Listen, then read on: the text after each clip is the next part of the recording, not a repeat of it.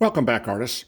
In this video, I'm going to do a simple red rose bouquet in memory of my mom. My mom recently passed away, and I'm going to do this in memory of her.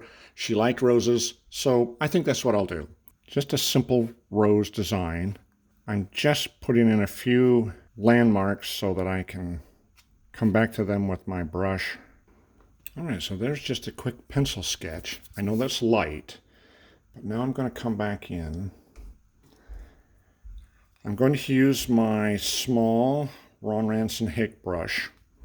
This is an inch diameter with the goat hair in it, which is the standard Ron Ranson brush. I'm like pink and red and really all colors of the rainbow. I'm thinking pink, but I'm actually going to start with my watercolor graphite, which I often like to use to establish my lights and darks. You'll notice that I'm left-handed. So unless I put the source of light in the painting itself, by default, I'll have it off the page at 10 o'clock. If I were a right-hander, it would be off the page at 2 o'clock. That lets me establish my values, my relative lights and darks. Now I'm going to just put in things where the dark areas are going to be now. Basically create a black and white painting at this point. And then I'll come over it with the colors that I have. And this will look a little bit sloppy when you first see it, but the human eye likes to connect shapes. So largely what I have to do, I have to get it just accurate enough so that your eye says, oh, that's a rose. And it invites the eye to interact with the painting and makes it more interesting, because each time you look at it, you see something a little bit different that you didn't see the time before. And I think that's kind of a fun way to do things.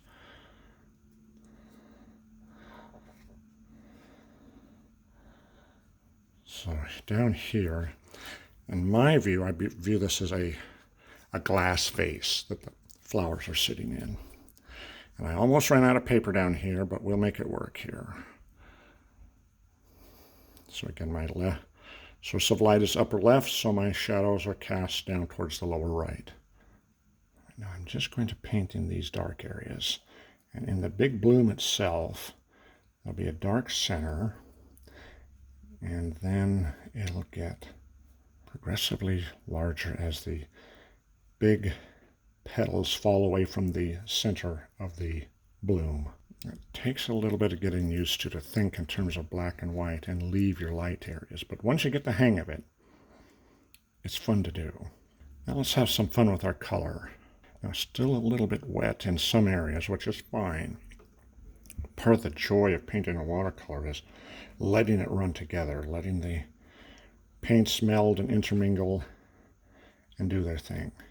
Now I'm actually going to come in here with some darker red in these shadow areas. On the shadow side, this will help make the rose look more three-dimensional, which is what I want.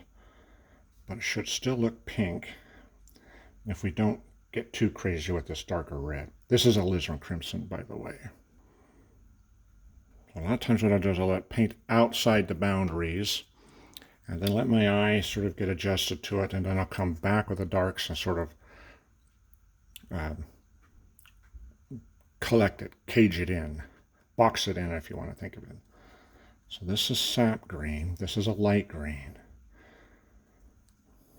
Watercolors we typically work from lights to darks. That's the opposite, the inverse of oil painting. Okay, now that's wet. Now I'm going to come back like I often do. This is Viridian, and I'm just going to do the leaves here. Let me add a little bit of blue right up in here. Help darken that center a little bit. I want to touch a little blue here. This is cobalt. Actually, I think I'm going to go a little darker. This is Prussian blue. I'm trying to use this as an accent color, so I don't want to get too crazy with it. But I do want to touch a few darks here and there, even up on my rose a little bit.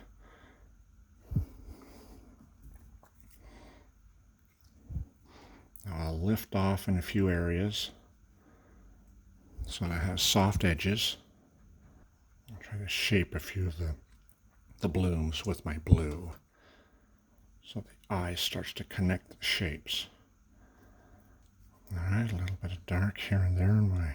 You notice I alternate between using the very edge of the brush, the very tippy edge of the brush, and the body of the brush. And as you do that, you'll get used to that.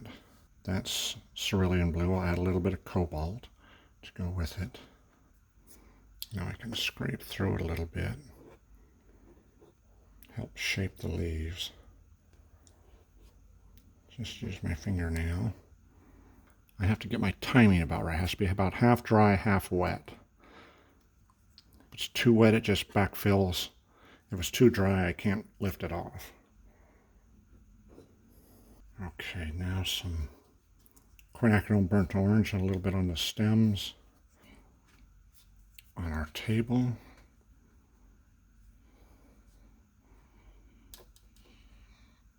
Okay, we've got our shadow here.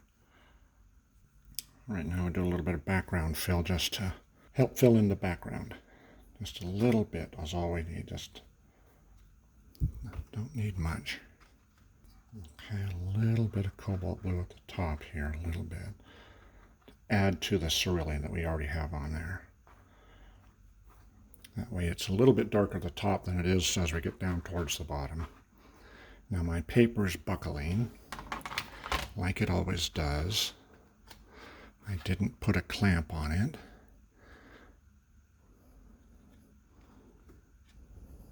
So I'm just going to have to play with it a little bit, just like I do out in the field, because a lot of times I forget my clamps. And so I have to sort of roll the paper back the other way.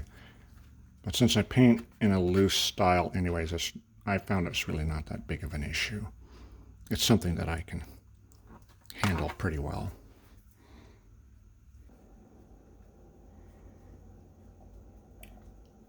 All right, the final thing I'll do is accent the main star of the show, which is the pink rose, a little bit in my background. All right, so there we are. There's our pink rose. I'll let that dry, and then after it's dried, I'll post it with our friends online. I'm happy with that. God bless you, Mom. Please give me a thumbs up. Please subscribe, and we'll see you on the next one. Thank you. Bye-bye.